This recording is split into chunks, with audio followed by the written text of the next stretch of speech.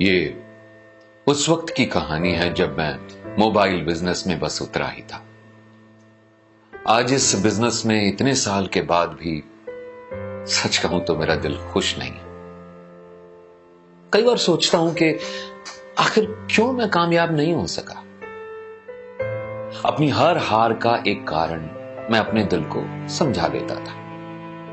शायद सच का सामना करने की हिम्मत नहीं थी मुझ में, या कहूं समझ ही नहीं थी। पर ऐसा कब तक चलता?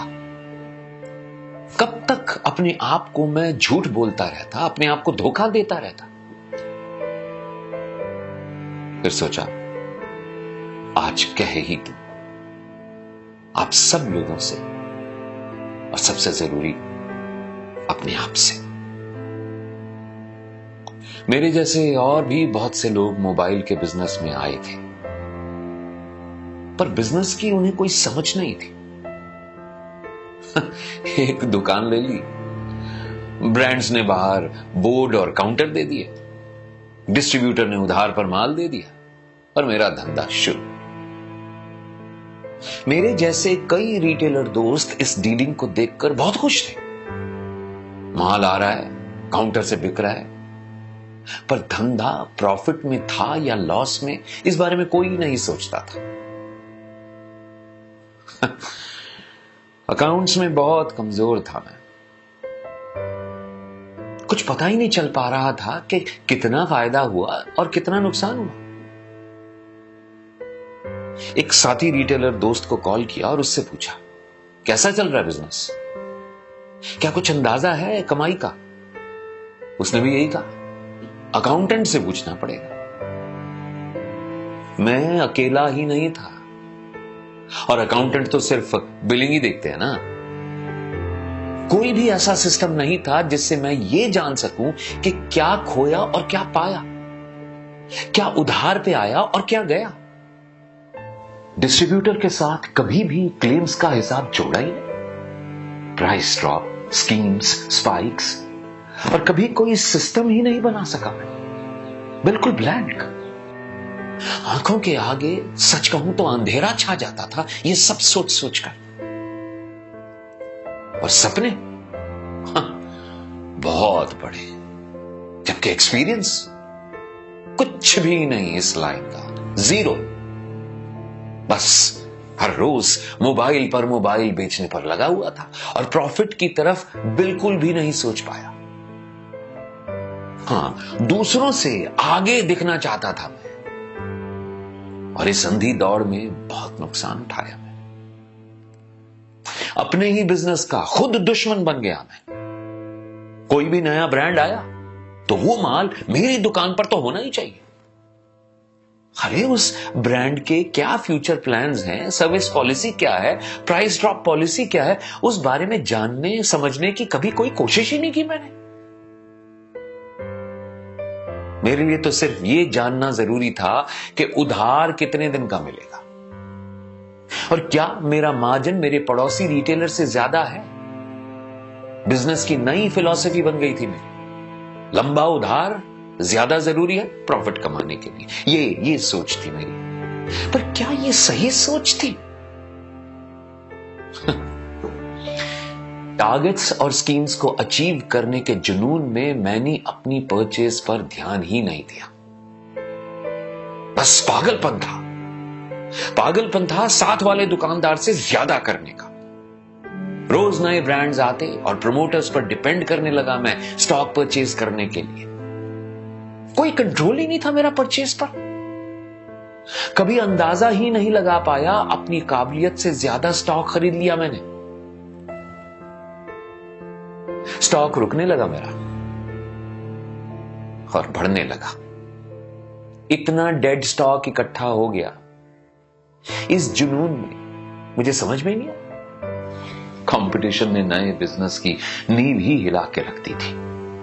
प्रॉफिट आए या ना आए, कस्टमर वापस नहीं जाना चाहिए। इस होड़ में एक्सेसरीज जिन्हें बेच के 2 पैसे अच्छे बच जाते थे, वो भी मुफ्त में बांटने लगे। पर भाई साहब, ये एक्सेसरीज मुफ्त में आती तो नहीं है ना।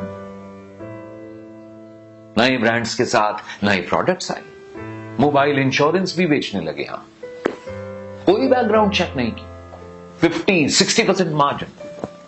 अब तो मोबाइल से ज्यादा इंश्योरेंस पर जोर था।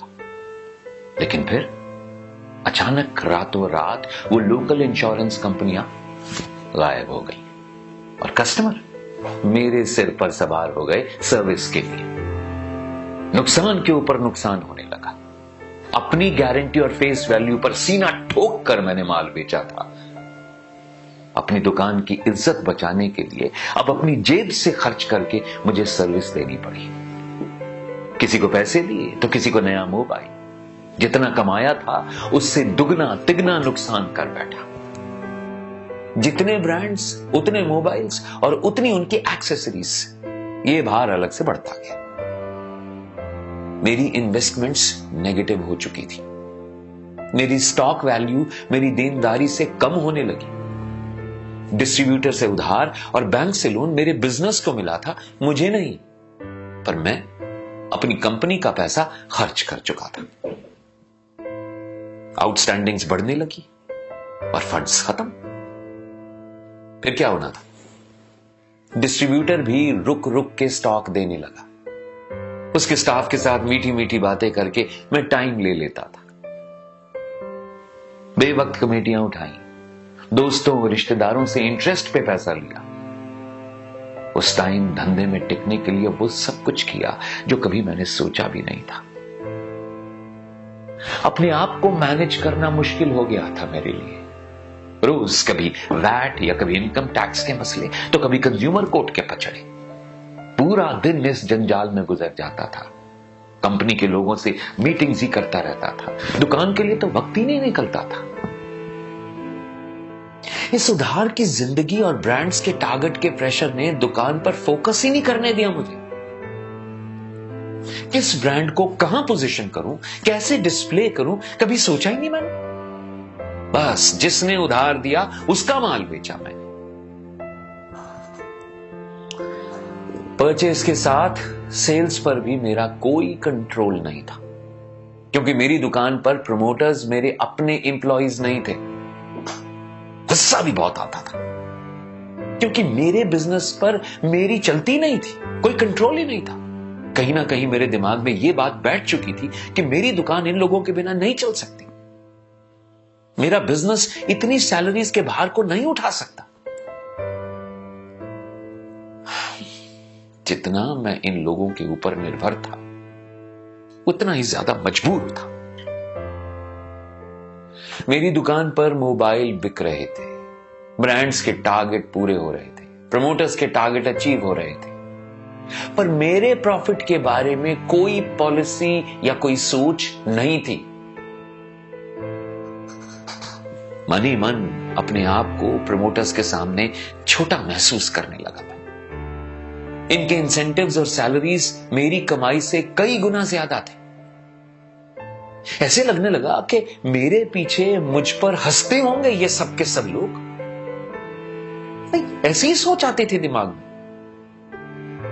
मैं और मेरी दुकान दोनों इस्तेमाल हो रहे थे। सेल्स, ब्रांडिंग, इलेक्ट्रिसिटी, वाईफाई और भी बहुत कुछ, यहां तक कि मेरी कस्टमर डिटेल भी।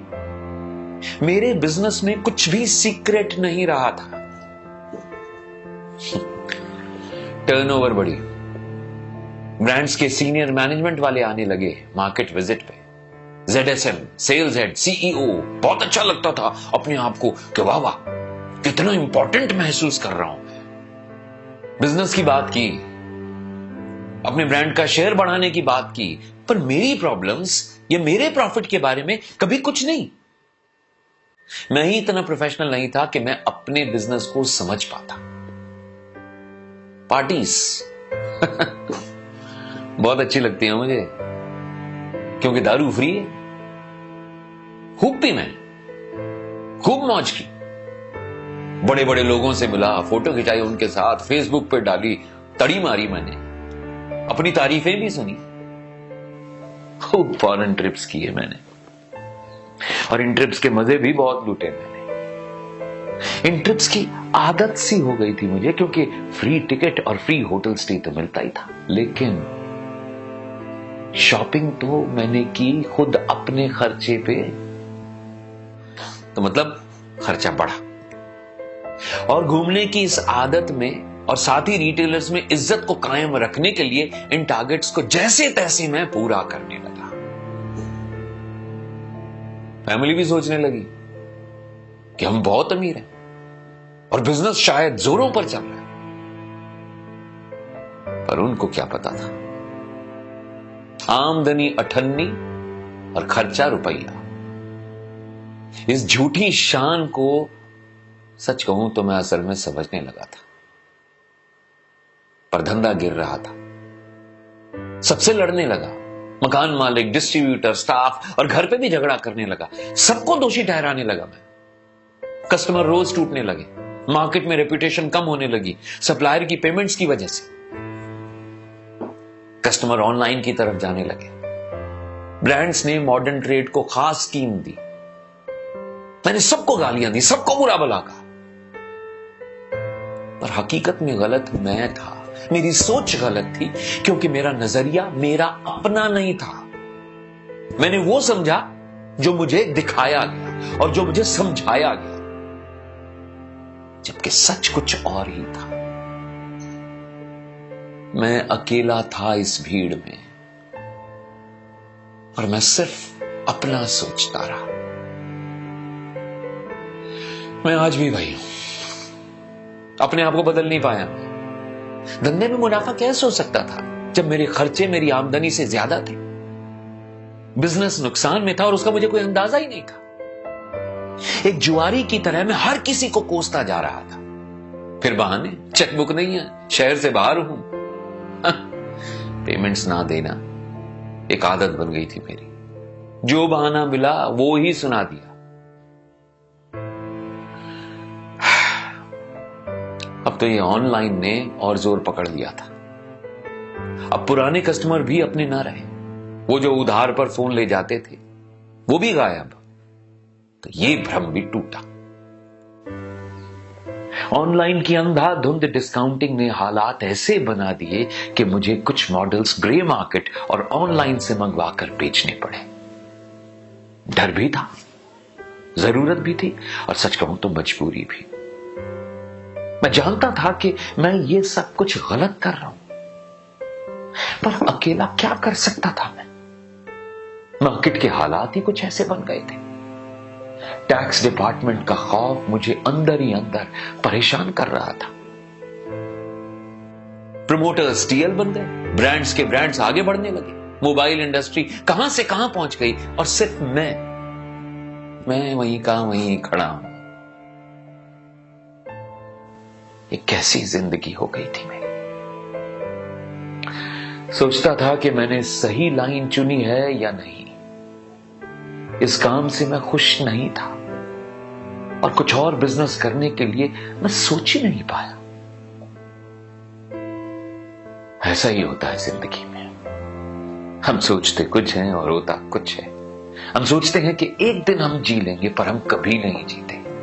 हम सोचते हैं कि एक दिन ये कर लेंगे, पर कभी नहीं कर पाते। मैं एक बार दुकान पर क्या चला गया तो इसी बात में अपनी शान समझता हूं कि मेरे बिना मेरी दुकान का काम ही नहीं चलता है। देर रात में घर आता हूं और खाना खाते खाते ही निढाल हो जाता हूं। अब तो मेरा परिवार भी मुझसे शिकायत नहीं करता।